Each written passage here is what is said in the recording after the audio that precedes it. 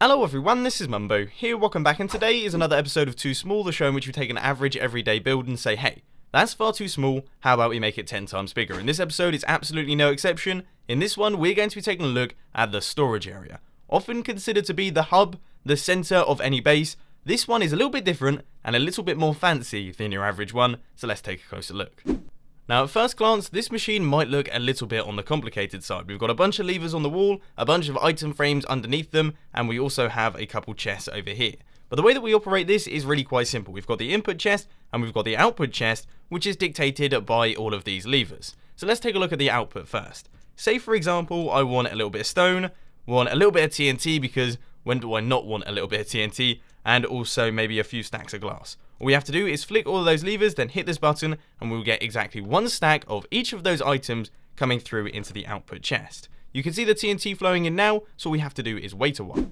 About 30 seconds passed and all of the items went through into the chest, so we got exactly one stack of each of the items. So now once we're done with those, we just have to uncheck the levers, and then perhaps we want some other things, for example redstone lamps and dirt, hit the button again, and it will all flow through into the chest once more.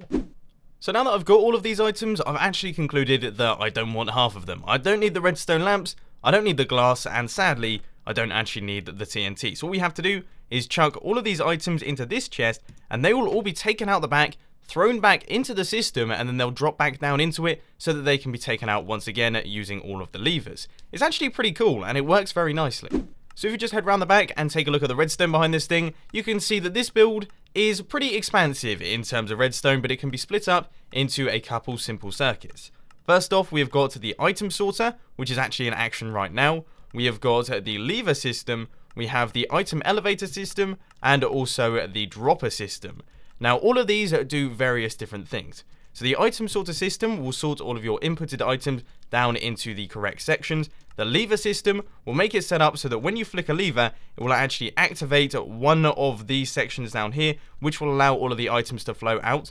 And then down here, the dropper system, this is what governs how many items that you get. So when you hit the button, that pulse goes through this pulse extender here, which runs it into this redstone clock. This redstone clock is activated for an exact length of time to allow 64 items to be dropped out of the droppers and go up into the hoppers to travel across into your chest.